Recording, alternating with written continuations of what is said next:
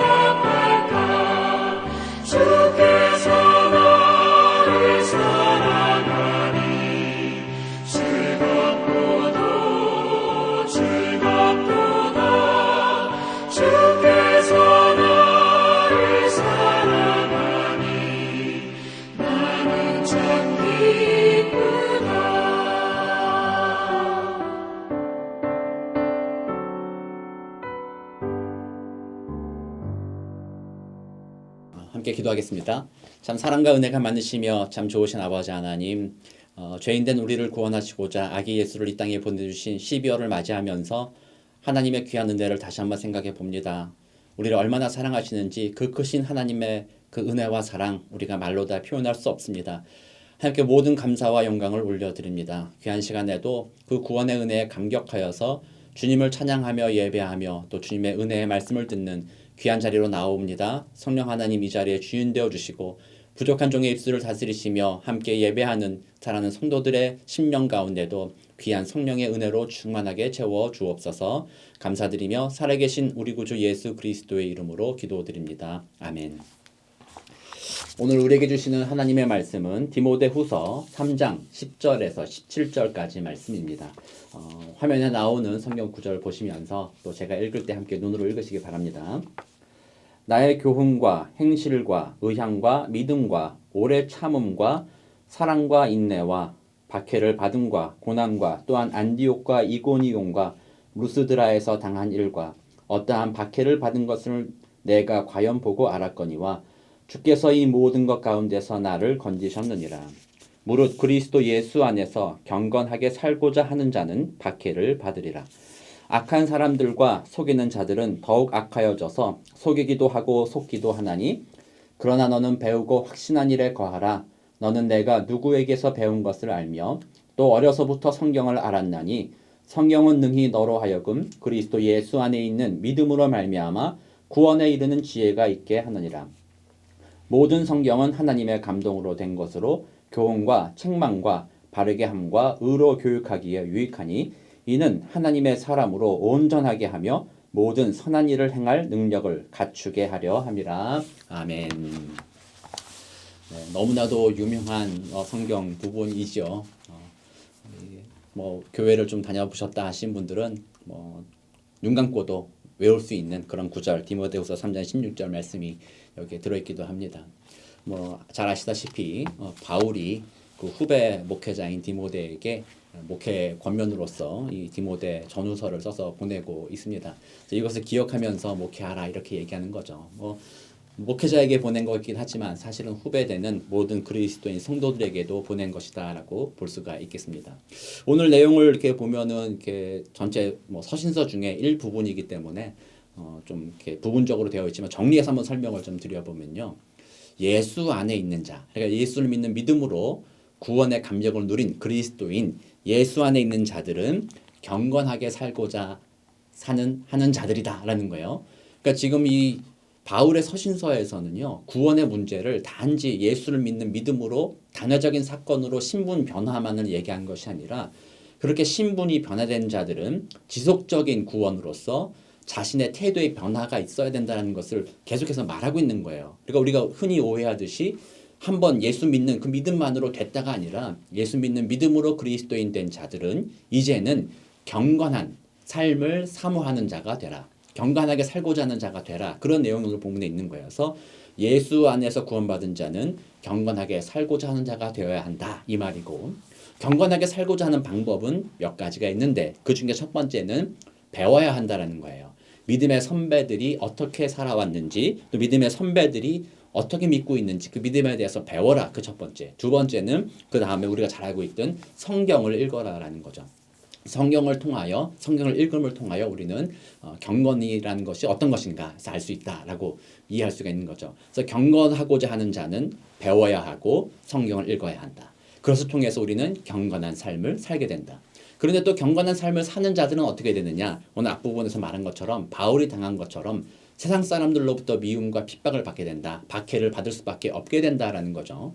그러니까 경건한 삶을 살고자 하는 자, 그렇게 산다면 세상에는 너무나도 다른 가치관이기 때문에 당연히 박해를 받게 될 것이다 라는 것이고, 그러나 또다시 바울은 자기를 간증하면서 그러나 그 박해로부터 하나님이 나를 건져주셨다. 그러므로 이 전체 내용을 요약하면 나의 믿음의 후배들아, 예수 안에 있는 자들아, 그리스도인들이여 경건하게 살고자 하라. 경건하게 살기를 원함으로 배우기를 멈추지 말고 성경 읽기를 멈추지 마라. 그 성경 읽기를 통하여서 당신들의 삶을 경건하게 하라.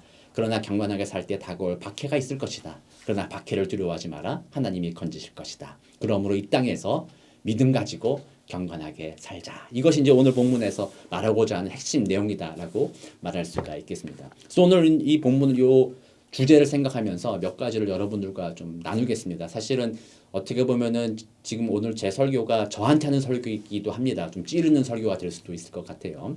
먼저 첫 번째로는 그리스도에서 12절에 보면 무릇 그리스도 예수 안에서 경건하게 살고자 하는 자는 박해를 받으리라 얘기했잖아요. 사실은 그리스도인들이 됐다, 예수 믿었다, 그런 신분의 변화를 겪은 자는요, 당연히 경건하게 살고자 하는 자, 그게 돼야 되는 거예요. 진짜 예수 믿은 자들은 그 예수로 말미암아 삶의 태도가 이제는 나 중심이 아닌 하나님의 말씀 중심으로 당연하게 변화되는 것이 맞는 거라는 거죠. 그러나 우리들의 신앙생활 삶을 가만히 돌아보면요, 어떻게 보면 우리는 예수 믿는 것은 믿었지만 경건하게 살고자 하는 것보다는 박해를 피하며 살고자 하는 마음이 더 크지 않나 싶어요. 내게 다가오는 불이익을 피하고자 하는 것, 다시 말하면 내 삶 가운데 고난이 없는 것을 더 크게 여기며 살아갈 수 있다는 거예요. 그래서 예수 믿는 것도 그런 목적일 수도 있어요. 내가 지옥 가기 싫으니까, 고난을 피하기 싫으니까 예수 믿는다, 이렇게 말할 수도 있는 거예요. 그러니까 우리의 삶의 목적이 어디에 있느냐가 진짜 중요한 건데, 저한테도 그렇고 예수 믿으면서 우리는 경건하게 살고자 하는 것이 삶의 목적이 아니라 박해를 피하고자 하는 것이 삶의 목적이 된다. 그렇다면 예수 믿고 구원받는 것은 티켓으로 가지고 세상 속에서는 세상 속에서 박해를 피하기 위해서 세상 사람들과 타협하며 살아가는 것, 그런 모습으로 살아갈 수 있다는 거예요. 교회에서도 안전하고 세상에서도 안전하고 그런 모습으로 그리스도인들이 살아간다는 거죠. 이것이 바로 이율배반적, 그러니까 나누어진 거죠. 이분법적으로 교회 생활과 세상 생활. 그래서 많은 그리스도인들, 저를 포함해서 많은 그리스도인들이 이 덫에 빠져 있어요. 그렇기 때문에 세상 사람들이 세상 속에서 그리스도인을 만날 때 우리와 전혀 다른 바가 없다, 다를 바가 없다, 저 사람들도 희생하거나 뭔가 박해가 받거나 피해를 당하는 것을 싫어하더라, 저 사람들도 자기가 좋아하는 거 챙기기 좋아하고 자기가 원하는 거 가지려고 싸우고 나누더라, 이런 것들을 보면서 세상 사람들이 말하기를 저 그리스도인이라는 사람들은 정말 이기적이다라고 말하는 거죠. 어떻게 보면 그 말이 진짜 맞는 거예요. 세상에서도 우리가 잘 지내고 예수 믿어서 죽어서도 천국 가고자 하는 그런 이기적인 마음, 박해를 피하고자 하는 그 마음, 그것 때문에 우리가 그런 모습으로 살아가니까 이기적이다라고 표현하는 것이 어떻게 보면 맞는 것일 수 있어요. 그러므로 오늘 다시 한번 저와 여러분에게 도전합니다. 우리들의 인생의 목적은 예수의 이름으로 구원받고 경건하고자 하는 목적, 하나님의 뜻대로. 이 경건이라는 것이 뭐 여러분들 많이 들어보셨겠지만 뭐 아침에 예배 드린다, 뭐 성경 읽는다, 기도한다, 이런 경건이 아니잖아요. 오늘 성경에서도 제가 잠시 말씀드리겠지만 경건이라는 거는 하나님의 뜻대로 사는 삶을 말하는 거예요. 내가 주인 되는 삶이 아니라 하나님이 주인 되는 삶, 그것이 거룩한 삶이며 구별된 삶이며 세상 사람들과 다르게 사는 삶이죠. 그러니까 이렇게 경건하게 사는 삶, 이것을 우리의 인생의 목적으로 삼고 있는가 한번 돌아보는 거죠. 혹시라도 신앙생활 하면서 여러분들은 경건보다는 박해가 없고 내 인생에 고난 없고 내 인생에 참 일일이 잘 풀리고 좀 그게 더 중요하지, 그렇기 때문에 내 인생에 필요한 일이 있다면 주일날 교회 좀 예배 좀 안 드리는 것이 뭐가 문제겠어, 내가 좀 이득이 된다면 거짓말하는 게 좀 뭐가 문제겠어, 이런 모습으로 혹시 우리가 살고 있지는 않은가 돌아보면서 이 말씀을 보며 좀 회개하는 그런 시간을 가졌으면 좋겠습니다. 저도 저 스스로 좀 돌아보면서 목회자라고, 목사라고 하나님의 말씀을 선포하는 자라고 자꾸 말씀을 가르치고 그렇게 하면서 이 말씀을 나한테 적용하지 않고 나도 어떻게 보면 경건을 하게 살고자 하는 마음보다는 박해를 피하고 좀 내게 유익이 되고 기쁘고 즐겁고 그냥 그것만 추구하며 살아가고 있지 않은가 전 돌아보면서 저도 회개하고, 하나님 오늘 하루는 내가 경건하게 살기를 원합니다. 하나님의 음성 듣고 하나님의 뜻대로 오늘 살게 하여 주옵소서. 그것이 내게 비록 어려움을 줄 수 있을지 몰라도, 비록 내게 손해를 줄 수 있을지 몰라도 순종할 수 있도록 하나님 좀 도와주십시오. 성령 하나님 도와주십시오. 이렇게 또 회개하고 성령의 도움을 구하고 기도하는 저와 여러분이 됐으면 좋겠습니다. 자, 그래서 이제 경건하게 살고자 하는 자는 두 가지를 해야 된다고 제가 말씀드렸죠. 오늘 본문에서 첫 번째는 배우는 거예요. 14절에 그러나 너는 배우고 확신한 일에 거하라. 너는 내가 누구에게서 배운 것을 알며 라고 했잖아요. 배워야 된다라는 거예요. 사실 이 배움이라는 거는 학교 다닐 그 어린 시절에만 잠깐 배우고 끝나는 게 아니에요. 여러분들도 인생을 살면서 경험하잖아요. 학교에서 배운 거는 삶을 살아가기 위해 최소한의 것을 배운 거예요. 학교를 졸업하면은 배울 게 더 많아져요. 더 많은 것을 배워야지만 이 땅을 살아갈 수가 있는 거죠.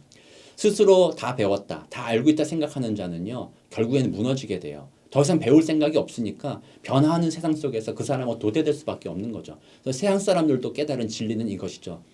우리는 끊임없이 배우는 자세로 되어야 된다. 그런 자세를 가져야 한다는 거죠. 그래서 오늘 이 배운다라는 것도 마찬가지예요. 우리는 죄인이잖아요. 육신의 옷을 입고 있는 동안에는 죄인으로 살아간단 말이에요. 그것은 온전히 벗어지지 않을 거라는 거죠. 그러므로 하나님 나라에 이르기까지 끊임없이 우리는 견책을 받아야 돼요. 배워야 돼요. 어떤 것이 진리고 어떤 것이 하나님의 뜻인가를 배워야 된다는 거죠. 그래서 많은 분들이 직분을 받고 나서는 이렇게 생각을 해요. 교회 양육 프로그램 내가 다 받아서 직분 받았으니까 끝났다. 내가 더 배울 게 뭐가 있냐. 이렇게 해서 더 이상 난 배우지 않는다. 뭐 이렇게 생각하시는 분들이 있는데요. 그 얼마나 교만한 일이에요. 목회자인 저도 그렇게 생각을 하죠. 저도 신학 공부 다 했잖아요. 이제 성경에서 공부했잖아요. 그렇지만 지금도 계속해서 저는 공부해야 돼요. 제가 만약에 나는 이제 성경 다 알았어 이렇게 얘기한다면요. 그건 거짓말일 거예요. 어떻게 보면 그렇게 한 사람은 진리가 아닌 것을 가르칠 가능성이 너무나도 큰 거예요. 그러므로 저도 마찬가지로 끊임없이 배우기를 애쓰고 끊임없이 하나님의 말씀을 듣고 하나님의 음성을 공부하고 그렇게 준비해야 되듯이 우리들도 경건하기 위하여 하나님의 뜻을 진짜로 분별하기 위하여서 배우는 것을 우리는 그만두거나 배우는 것을 우습게 여기거나 배우는 것을 포기해서는 안 될 것이다 라는 거 첫 번째. 또 특별히 누구한테 배우냐가 중요하죠. 그래서 뭐 아무한테나 배우면 안 되는 거예요. 이단들도 성경 가지고 얘기한단 말이에요. 그러므로 우리 교회에서 우리가 속한 교회, 건전한 교회에서 가르치는 양육 프로그램이나 여러 가지들을 통하여서 우리는 끊임없이 배우고 듣고 하는 것 너무나도 중요하다. 그것이 경건하게 살고자 하는 자의 조건이다라는 거죠. 두 번째로는 이제 15절, 16절, 17절 말씀인데요. 여기서 이제 우리는 성경에 대해서 말하죠. 성경의 중요성을 얘기하죠. 성경이 하나님의 감동으로 되었다. 뭐 이런 얘기하면서 축자 영감설이니 뭐 이런 얘기도 많이 하는데 사실은 뭐 오늘 그 얘기를 다 할 수는 없죠. 새벽 예배이기 때문에. 그러나 우리에게는 이것만 기억하면 돼요. 하나님께서는 자신의 뜻을 구체적으로 알려주셨는데 그것은 바로 성경을 통해서다. 그래서 성경을 통해서만 우리는 하나님의 뜻을 알 수 있다. 하나님의 누구신지도 알 수 있고 그가 하신 일을 알 수 있고 하실 일들을 알 수 있고 또 우리에게 원하시는 것을 성경을 통하여서 알 수 있다. 정도만 우리가 이해하고 그러므로 성경은 우리의 그리스도인의 삶의 최고의 권위를 가진 책이다. 최고의 권위를 가진 것이다. 라고 우리가 생각하면 될 것이에요. 중요한 것은 그런데 오늘 성경에서 이렇게 얘기하죠. 구원에 이르는 지혜가 있게 했다. 이 말을 한마디로 끝내지 않았어요. 그것은 예수 그리스도를 믿는 믿음으로써 구원 얻는다라는 어떤 신분의 변화 그것만 성경에 담겨 있는 것이 아니라 그 16절 17절이 저는 더 중요하다고 생각을 들어요. 모든 성경은 하나님의 감동으로 된 것으로 교훈과 책망과 바르게 함과 의로 교육하기에 유익하니 이는 하나님의 사람으로 온전하게 하며 모든 선한 일을 행할 능력을 갖추게 하려 함이라. 성경을 읽는 이유는요. 내가 예수 믿었으니까 그러니까 성경 읽어야지 뭐 이게 아니라는 거예요. 이 성경을 통하여서 우리는 하나님의 뜻을 알게 되고 또 하나님의 뜻대로 살 수 있게 된다는 거예요.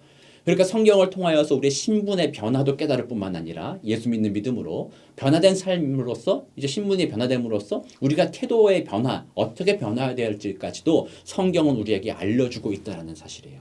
그런데 우리는 이런 생각을 해요. 성경은 너무나도 거룩하다.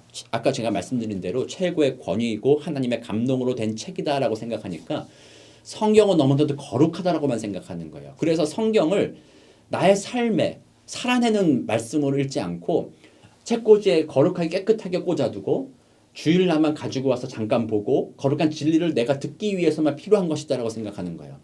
저에게도 약간 그런 게 있어요. 어릴 때부터 성경은 너무나도 거룩한 것이기 때문에 함부로 다루면 안 되는 것이에요. 저는 성경에다 밑줄 그는 것도 함부로 하면 안 된다. 그래가지고요. 지금 저도 성경책에는 밑줄을 잘 안 그어요. 성경책 많이 다른 이런 큐티책이나 또는 다른 컴퓨터에 있는 데다는 내가 설교를 준비하면서 밑줄 긋고 뭐 읽으면서 하지만 성경책은 그렇게 안 하긴 해요. 그런데 이런 태도들이 참 큰 문제라는 거예요. 성경 자체를 너무나도 거룩하게 여김으로써 성경으로 살아내지 않는다는 거예요. 다시 말하면 오늘 본문처럼 사람을 온전하게 하고 선을 행할 능력을 준다는 거예요. 성경을 그렇게 읽는 거죠. 아, 오늘 내가 어떻게 살아야 되겠습니까? 성경을 통해서 그렇게 살아야 되겠군요. 그렇게 나의 삶에 일치되는 그 성경으로 대하지 않는다는 거죠. 거룩한 곳에 높이 꽂아두는 대상으로만 생각하기 때문에 이 성경 말씀이 우리의 삶에 구체적으로 영향력을 발휘하지 못한다는 거예요. 그러므로 우리는 오늘 다시 한번 생각을 해야 돼요. 성경을 읽을 때 어떻게 읽어야 되는가?